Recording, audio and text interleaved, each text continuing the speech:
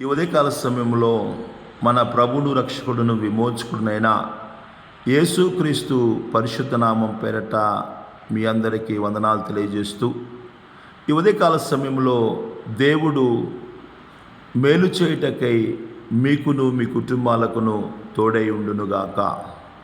Amen. దేవుని బిడ్డలారా, మీరు వెళ్తున్న మార్గములన్నిటిలో దేవుడైన యెహోవా తన యొక్క కనికరమును అనుగ్రహించి మీ కార్యములన్నిటినీ సఫలము చేయునుగాక. ఆమెన్. కృపయు కనికరమును సమాధానమును మీకును మీ కుటుంబాలకును విస్తరింపచేయునుగాక. ఆమెన్. దేవుని ప్రజలారా, ఈ ఉదయకాల సమయంలో చదవబడిన లేఖన భాగాల నుంచి కొద్ది మాటలను మనం ధ్యానం చేసుకుందాం. అనేక దినాల నుంచి మనము ధ్యానం చేస్తూ ఉన్నాం. ఈ యొక్క అధ్యాయంలోని ఈ 14వ వచనాన్ని మనం చదివినట్లయితే దేవుడు ఆనాటి ప్రజలకి దేవుడు తెలియజేస్తున్న మాటలు ఏంటంటే, ఆమోసు ద్వారా దేవుడు తెలియజేస్తూ ఉన్నాడు. మీరు బ్రతుకున్నట్లు కీడును విడిచి మేలును వెదకుడి అంటున్నాడు. అలాగు చేసిన ఎడల దేవుని బిడ్డలారా, మీరు చేయాల్సిన పనేంటో దేవుడు చెబుతూ ఉన్నాడు. ఆనాడు ప్రజలందరూ కూడా చెడును, అక్రమమును, అన్యాయమును, దుర్మార్గతను ఇలాంటి వాటిని కలిగి ఉన్నారు. అందుకనే దేవుడు అంటున్నాడు, కీడును విడిచి మేలును వెదకుడి. మేలు చేయాలన్న ఆలోచన ఒకడు కూడా లేకుండా పోయింది. అందరూ కీడు చేసే వ్యక్తులుగా ఉన్నారు. నేటి కాలంలో కూడా అనేక మంది ప్రజలు ఇలాంటి తెగకు చెందిన వారిగా ఉంటున్నారు. ఇతరులకు ఎప్పుడు కూడా కీడు చేయాలి, ఇతరులను నష్టపరచాలి, ఇతరులను బాధ పెట్టాలి, ఇతరులను దుఃఖపెట్టాలి, ఇతరులను కష్టపెట్టాలి, ఇతరులకి అన్యాయం చేయాలి. ఇలాంటి ఒక దుర్మార్గమైన ఆలోచనలో నేటి మానవుడు నడుచుకుంటున్నట్లు మనం చూస్తూ ఉన్నాం. ఈ ఉదయకాల సమయంలో వాక్యం ఇచ్చిన నా ప్రియమైన దేవుని బిడ్డలారా, ప్రభువుని వెంబడిస్తున్న నీ జీవితంలో నీ పొరుగువానికి మేలు చేసే వ్యక్తిగా ఉన్నావా, కీడు చేసే వ్యక్తిగా ఉన్నావా? ఒకసారి పరిశీలన చేసుకోవాలి. మన క్రియల ద్వారా, మన మాటల ద్వారా, మనం చేస్తున్న పనుల ద్వారా పొరుగువానికి మేలు చేస్తున్నామా, కీడు చేస్తున్నామా అనే ఆలోచన మనం కలిగి ఉండాలి. అలా మనల్ని మనం పరిశీలించుకొని మనం సరి చేసుకున్నప్పుడు నిశ్చయంగా దేవుని యొక్క దీవెనలు మనం పొందుకుంటాము. నా ప్రియమైన దేవుని బిడ్డలారా, అలాగు చేసిన ఎడలా దేవుడు మీకు తోడుగా ఉంటాడని ఆమోసు ద్వారా దేవుడు తెలియజేస్తున్నాడు. అలాగు చేయాలి. ఎలాగూ చేయాలంట? కీడు విడిచిపెట్టాలి, మేలు చేయాలి. అలాంటి విధంగా మనం నడుచుకున్నప్పుడు నిశ్చయంగా దేవుడు మనలను బ్రతికించే విధంగా, ఎవరైతే అలాగా నడుచుకుంటారో, కీడుని విడిచి మేలుని వెతికి మేలు చేసే వ్యక్తులుగా ఉంటారో అలాంటి వారు బ్రతుకుతారు. అలాగు చేసిన ఎడల అంటున్నాడు.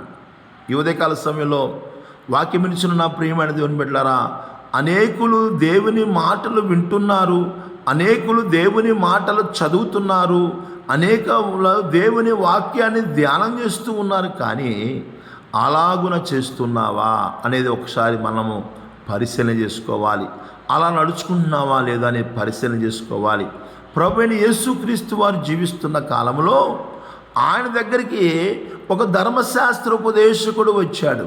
వచ్చి యేసయ్య దగ్గర అంటున్నాడు, బోధకుడా, నేను నిత్య జీవంకి వెళ్ళాలంటే, నేను ఎక్కువ కాలం బ్రతకాలంటే, నిత్య జీవం అనే వరాన్ని నేను పొందుకోవాలంటే ఏం చేయాలి ప్రభువా అని దేవుని అడుగుతా ఉన్నాడు. యేసయ్య అన్నాడు, వాక్యం ఏం చెబుతుంది, నువ్వేం చదువుతున్నావు అని ఆయన అడిగినప్పుడు, ధర్మశాస్త్రం అయితే నీ యొక్క పూర్ణ హృదయముతో, పూర్ణ ఆత్మతో, పూర్ణ వివేకముతో, పూర్ణ మనస్సుతో నీవు దేవుణ్ణి ప్రేమించాలని చెబుతా ఉంది, నిన్ను వలె నీ పొరుగువాణ్ణి ప్రేమించాలని చెబుతా ఉందయ్యా అని యేసు ప్రభుకి జవాబిస్తూ ఉన్నాడు. వెంటనే యేసు ప్రభు అంటున్నాడు, నీవు సరిగా ఉత్తరం ఇచ్చితివి. అయితే నీవు వెళ్ళి అలాగున చేయుము, అప్పుడు నీవు జీవించెదవు అంటున్నాడు. ఎలా చేయాలంట? దేవుణ్ణి ప్రేమించాలి. ఎలా చేయాలంట? పొరుగువాణ్ణి ప్రేమించే మనస్సు కలిగి ఉండాలి. దేవుని బిడ్డలారా, ఈ దినాలలో మనకు మనమే ప్రేమించుకుంటున్నాం, మనల్ని మనమే ప్రేమించుకుంటున్నాం. కానీ మనకు నచ్చిన వాళ్ళని ప్రేమిస్తున్నాం, మనకిష్టమైన వాళ్ళని ప్రేమిస్తున్నాం, మనకు అనుకూలంగా ఉన్న వాళ్ళని ప్రేమిస్తున్నాం, మన అనుకున్న వాళ్ళనే మనం ప్రేమిస్తున్నాము. కానీ యేసు ప్రభు అంటున్నాడు, నిన్ను ప్రేమించిన వారినే ప్రేమిస్తే నీకేంటి ప్రయోజనం? సుంకరులను పాపులను అలాగే చేయుచున్నారు కదా అని యేసయ్య మాట్లాడుతూ ఉన్నాడు. ఈ ఉదయకాల సమయంలో నీకు అనుకూలంగా ఉన్నవారిని, నిన్ను ప్రేమించే వారిని, నీకు ఇష్టమైన వాళ్ళని నువ్వు ప్రేమిస్తున్నావేమో. అలాగున చేసిన ఎడల నీవు జీవించెదవు. ఎలా చేయాలి? వాక్యం ఏం చెబుతుందో, వాక్యం ఏం చేయమంటుందో, వాక్యం ఎలా నడుచుకోమంటుందో దానిని చదివి దాని ప్రకారం మనం జీవించినట్లయితే నీవు బ్రతుకుదు అంటున్నాడు దేవుడు. ఈ ఉదయకాల సమయంలో వాక్యం ఇచ్చిన నా ప్రియమైన దేవుని బిడ్డలారా, ఈరోజు వాక్యాన్ని చదివే వాళ్ళు ఎక్కువైపోయారు, వాక్యాన్ని బోధించే వాళ్ళు ఎక్కువైపోయారు, వాక్యాన్ని ధ్యానించే వాళ్ళు ఎక్కువైపోయారు, వాక్యాలను నోటితో చెప్పేవాళ్ళు ఎక్కువైపోయారు. అనేకులకి వాక్యం తెలుసండి. వాక్యం చెబుతుంది, అపవాదికి కూడా వాక్యం తెలుసు. అందుకనే యేసు ప్రభు దగ్గరికి వచ్చి వాక్యాన్ని చెబుతూ ఉంది. ఇదిగో ఈ రొట్టె చేసుకుని తిను అని మాట్లాడుతూ ఉంది. ఇదిగో నువ్వు ఈ యొక్క శిఖరం నుంచి దూకు, నీ దేవదూతలు నిన్ను పట్టుకుంటారని వాక్యం చెబుతుందిగా. ఇదిగో నాకు మొక్కు అని చెప్పేసి వాక్యాన్ని తెలియపరిచిందండి యేసు ప్రభు వారికి. నా ప్రియమైన దేవుని బిడ్డలారా, వాక్యాన్ని తెలుసుకునే ప్రయోజనం లేదు. అందుకని యాకోబు భక్తుడు అంటున్నాడు, మీరు వినువారై ఉండి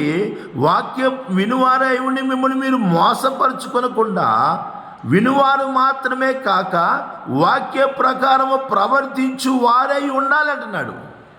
ఉదయకాల సమయంలో వాక్యం వినిచిన నా ప్రియమైన దేవుని బిడ్డలారా, ప్రభుని వెంబడిస్తున్న నీ జీవితంలో ఎన్ని సంవత్సరాల నుంచి వాక్యం వింటున్నావు? ఎంత కాలం నుంచి వాక్యం వింటున్నావు? వాక్యాన్ని చదువుతున్నావు? ఎంతగా వాక్యానికి లోబడుతున్నావు?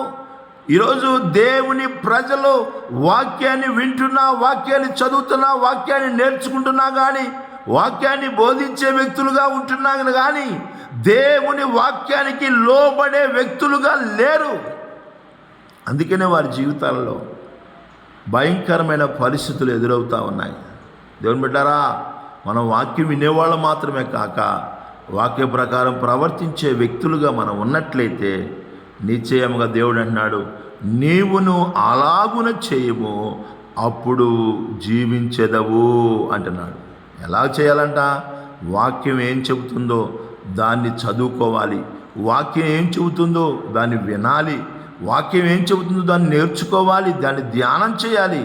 వాక్య ప్రకారము మరి మనం నడుచుకున్నట్లయితే దేవుని బిడ్డలారా, నిన్ను కదిలించేవాడుగా, నిన్ను పడగొట్టేవాడుగా ఎవడు కూడా లేడండి. వాక్యం చెబుతుంది. యేసయ్య అన్నాడు కొండ మీద ప్రసంగం చేసేటప్పుడు, ఈయన మాటలు విని వాటి చొప్పున చేయు ప్రతి వాడును బండ మీద తన ఇంటిని కట్టుకొనిన బుద్ధిమంతుని పోలి ఉంటాడు. నువ్వు దేవుని వాక్యాన్ని విని వాటి ప్రకారం చేస్తే బుద్ధిమంతుణ్ణి, బండ మీద కట్టబడిన ఇంటిని పోలి ఉంటావు. ఆ ఇల్లు వాన వచ్చును, గాలి వచ్చును, దేవుని బిడ్డలారా వరద వచ్చును, ఆ ఇల్లు స్థిరంగా నిలబడింది. ఎన్ని పరిస్థితులు వచ్చినా, ఎన్ని ఆటంకాలు వచ్చినా, ఎన్ని సమస్యలు వచ్చినా నువ్వు స్థిరంగా నిలబడగలవు. నువ్వు ఎవరో వాక్య ప్రకారం నడుచుకునేవాళ్ళు వాళ్ళ జీవితంలో పడిపోరని, వారి జీవితంలో సమస్యలు రావని బైబిల్ ఎక్కడ చెప్పట్లా. ఎన్ని వారి జీవితంలో కలిగినా కానీ వారు పడిపోకుండా దేవుడు వారిని నిలబెడతాడు.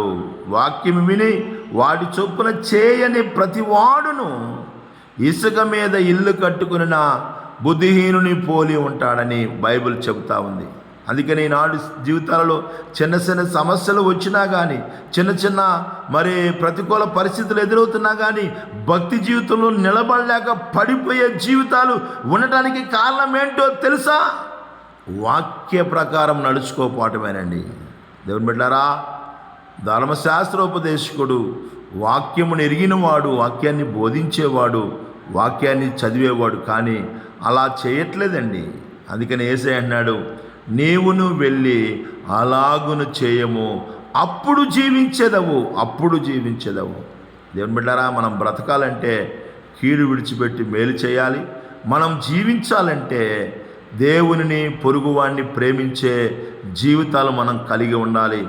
అలా ఉన్నప్పుడు నిశ్చయంగా దేవుని ద్వారా గొప్ప మేలు పొందుకుంటాం. అటువంటి కృపను, ధన్యతను ప్రభు ప్రతిబిడ్డకు దయచేయనుగాక.